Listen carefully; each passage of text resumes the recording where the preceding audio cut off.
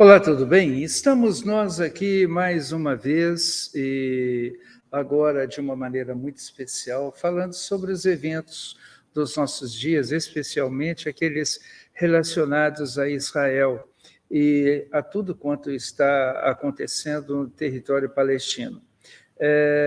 Certamente nós devemos entender alguns processos que são bíblicos e que também dizem respeito à sinalização de tempos e épocas que a Bíblia nos apresenta. E são muitos os textos que, biblicamente, nos colocam diante de uma realidade de proximidade para a transição dos últimos dias, conforme os ensinos escatológicos e bíblicos.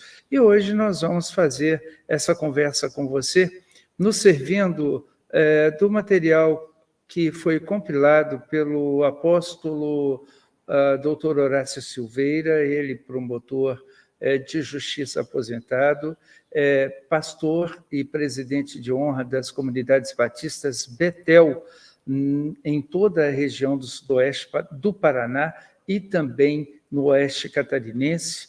Ele é autor do livro que fala também sobre Israel e os palestinos, mostrando a realidade ligada a esse conflito, que é um conflito mais do que apenas em proximidade à nossa realidade contemporânea. Remonta a tempos e épocas bíblicos. E nós vamos procurar aqui, através desses artigos que o apóstolo Horácio Silveira preparou, compartilhar com você algumas considerações e vamos fazer isso de maneira particionada, para que não tenhamos vídeos muito longos, mas possamos, parte a parte, compartilhar essa reflexão importante sobre os dias atuais que vivemos e a proximidade da volta do Senhor Jesus e, sobretudo, o cumprimento escatológico de todas as promessas da palavra de Deus.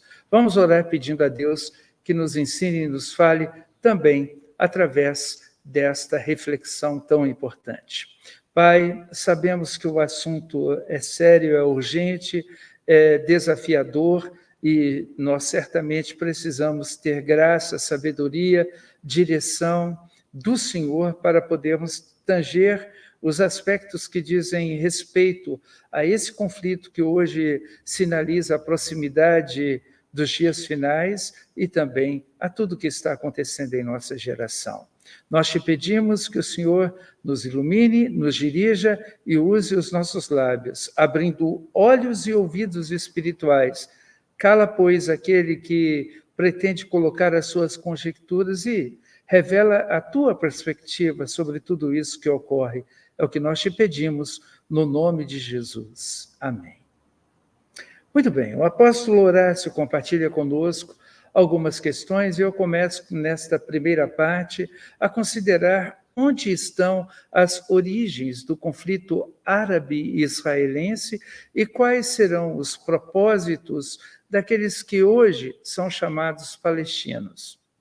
Bom, tanto a mídia internacional quanto órgãos de direito internacional, como a ONU e a Unesco, sempre têm se manifestado contrariamente a Israel na questão palestina, mormente com respeito ao território. Comecemos com as declarações atuais da ONU e da Unesco e depois passaremos às raízes históricas de Israel e da Palestina para então podermos tirar aquelas conclusões razoáveis sobre quem é quem e o que é direito dos chamados palestinos e de Israel. A mídia internacional divulgou em outubro de 2016 uma declaração da Unesco de que Israel não tem direito, olhe bem como diz essa expressão e essa resolução, uma declaração, aliás, de que Israel não teria direito a Jerusalém nem ao Monte do Templo. Depois foi a vez da ONU condenando Israel por construir assentamentos sem território que diz ser dos palestinos. Afirma-se também reiteradamente que a Jerusalém Oriental é dos palestinos, como também foi declarado há pouco tempo por um dos órgãos internacionais citados, que Hebrom é território palestino. O problema foi criado, na verdade, pela resolução da ONU que dividiu o território da chamada Palestina para os dois países que seriam organizados, ou seja, Israel e Palestina, conforme veremos adiante. Quanto a Jerusalém, é importante destacar a absoluta impropriedade da declaração da Unesco e da resolução da ONU. O que vamos fazer aqui, com base em fatos, mostrar essa impropriedade à luz da própria história. Nós temos, numa primeira perspectiva, o fato de que o Monte do Templo pertence aos descendentes do rei Davi por herança e também por direito de propriedade. Davi comprou de Araúna aquele local, conforme vemos no livro de 2 Samuel, capítulo de número 24, versículo 18. É onde nós entendemos aquele terreno legitimamente comprado, pago e de posse dos descendentes de Davi. Note também que José e Maria foram a Belém para atender ao chamado de César Augusto para recensear-se, porque José era da linhagem do rei Davi, como se vê em Lucas, capítulo de número 2, versículo 4. Isso significa que José era um dos herdeiros de Davi e, portanto, um dos proprietários, por herança, do Monte do Templo.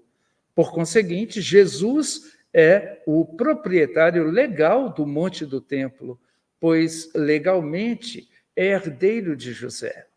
Mas tem mais absurdo com respeito à declaração da Unesco e à briga toda dos chamados palestinos.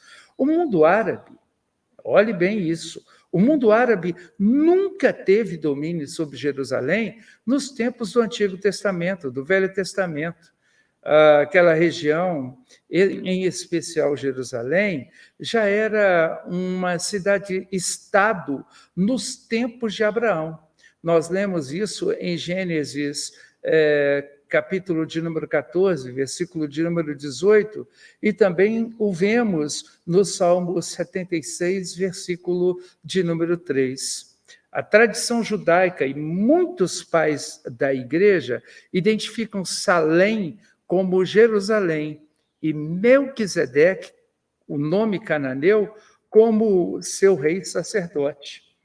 Em Josué, capítulo de número 10, versículo de número 1, encontramos a apresentação de Adonisedeque como rei de Jerusalém, o que indica, de novo, que Jerusalém já era uma cidade-estado desde os primórdios tempos.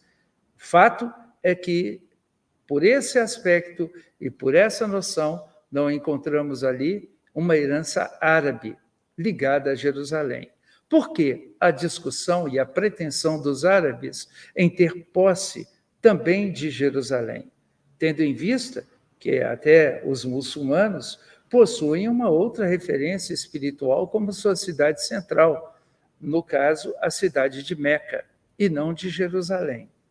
Mas há uma questão a posteriori que vai justificar a busca dos árabes por Jerusalém, mas isso remonta a muito tempo depois e por causa de conflitos que envolveram também os israelenses. E nós vamos entrar numa outra situação, numa outra visão a respeito disso, no próximo encontro, mostrando as reais origens da história de Israel e também daqueles que se chamam palestinos. Até a próxima vez, em nossa segunda parte.